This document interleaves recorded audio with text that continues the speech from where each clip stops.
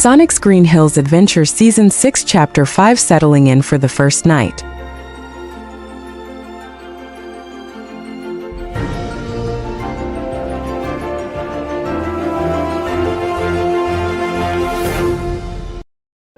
The walk from the loft back to Granny's was filled with the lively chatter of the Green Hills crew. The town was beginning to glow under the street lamps, making the brick and mortar of Storybrooke look even more like a scene from a storybook. When the bell chimed as they entered the diner, they found a man sitting at a booth near the back, nursing a cup of black coffee and looking every bit the part of a modern-day mariner. Killian Jones looked up as the large group filed in. He was wearing his usual dark leather, and the silver hook on his left hand glinted under the diner's overhead lights. His eyes, sharp and blue, scanned the newcomers, lingering for a moment on the colorful quills of the hedgehogs. Emma walked over, sliding into the booth next to him. Hey, sorry we're late. We had a bit of a multiversal video call to deal with. Killian had a slow, roguish smirk spreading across his face as he looked at Sonic and Shadow. I see. And here I thought the most interesting thing in town today was going to be the fresh catch down at the docks. I take it these are the travelers you mentioned, Swan. Sonic stepped up to the table, leaning his elbow on the edge. Guilty as charged. I'm Sonic. This is the family. And you must be the pirate everyone's talking about. Killian stood up, giving a mock theatrical bow. Captain Killian Jones, at your service. Though most in this town know me by a slightly sharper moniker. Shadow approached with a measured, confident stride, his eyes fixed on the silver hook. Shadow, I was told you were a man of combat and the sea. I've always found that those who live by the blade or the hook have a certain clarity of purpose. Killian chuckled, leaning back against the booth. Spoken like a warrior, lad. I like him already, Emma. He's got more fire in his eyes than a kraken in a lightning storm. So, tell me, is it true you lot move faster than a gale wind? Shadow pulled up a chair and sat down, looking genuinely engaged. Faster. The wind is a laggard compared to us. But I am curious about the practical application of your prosthesis. Does it provide a tactical advantage in a close-quarter skirmish, or is it primarily a psychological tool? Killian rose the hook, rotating his wrist so the light caught the edge. A bit of both, mate. It's reached places a sword never could, and it's a rare soul who doesn't blink when they see 6 inches of sharpened steel coming for their throat. But I imagine you have your own tricks. Oh, he's got plenty.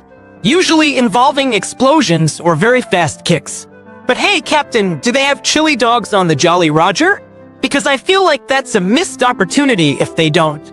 I'm afraid our galley is more about hardtack and rum, though I've developed a fondness for whatever poutine is since coming ashore. Sit, sit. We've plenty of time to swap tales of the high seas and high speeds.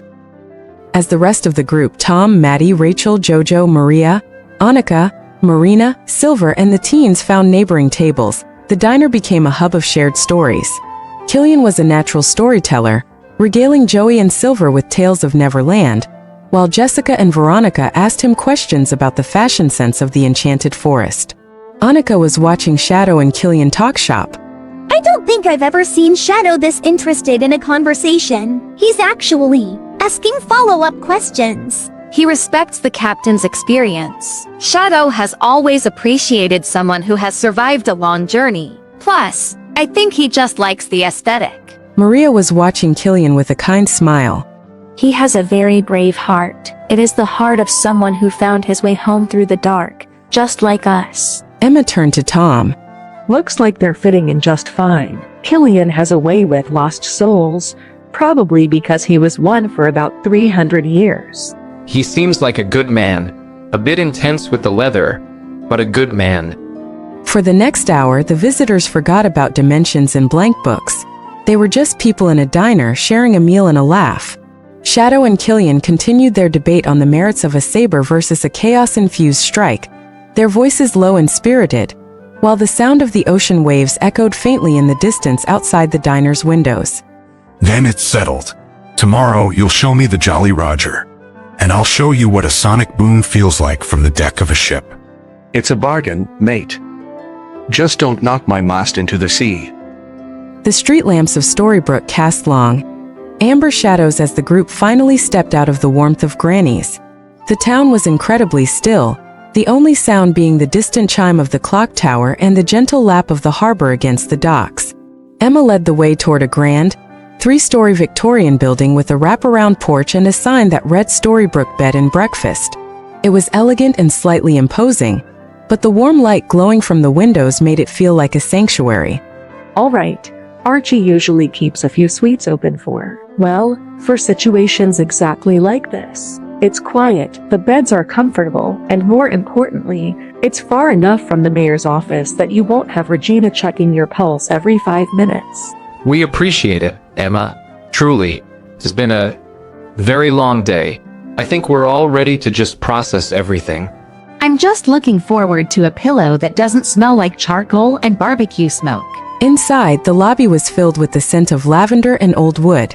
As they gathered around the check-in desk, the group began to divvy up the rooms. Sonic was bouncing on the balls of his feet, his energy still humming. I call the room with the balcony. I need to be able to see the stars so I can figure out if the constellations are in the same place. Science, right, Shadow? Shadow leaned against the banister of the grand staircase, his expression lively and sharp. I suspect you just want to see how far you can jump before you hit the pavement, Sonic. But I'll take the adjacent room. I want to be close enough to hear when you inevitably trip over the furniture. I don't mind where I stay, as long as there's a window. The moonlight here feels different. It's softer. Annika was helping Rachel and Jojo with their bags. I'm staying with Maria and Jojo. We've got a lot to talk about, mostly about how we're going to explain this to the school board if we're gone for more than a weekend. I'll set up the interdimensional link in the common room. If the other Sonics call back, we'll be ready. Before heading up, Shadow stepped out onto the porch one last time. He wasn't looking for danger. He was simply taking in the architecture of this new world. He looked at the intricately carved wooden railings and the way the fog hugged the ground. Killian was coming up behind him, leaning against the doorframe. A restless spirit, aren't you, mate? I spent many a night on the Jolly Roger doing the exact same thing. Watching the horizon, waiting for the world to make sense. Shadow turned his head slightly, a small smirk on his lips. The world rarely makes sense, Captain. But I've found that the best stories happen when you stop trying to control the wind and just start steering the ship. I'm looking forward to seeing that vessel of yours tomorrow. And I'm looking forward to seeing this sonic boom you promised. Rest well, Shadow. Tomorrow, we see if the sea likes you as much as the town does. One by one, the lights in the Victorian house began to flick off. The Blue Angels and the Wachowskis settled into their rooms, the soft creak of the floorboards the only sound in the night. For a group that had spent years in high-stakes battles, the silence of a Maine evening was almost surreal. Sonic's voice muffled from behind a door. Hey, Shadow, you awake? Shadow's voice was crisp and clear. Go to sleep, Sonic. Okay, just checking. Night. The quiet returned, but in the center of the common room, the leather-bound book Emma had mentioned sat on a small side table. It was still blank, but as the clock tower struck midnight, a faint indigo glow pulsed deep within its pages just for a second before fading back into the paper.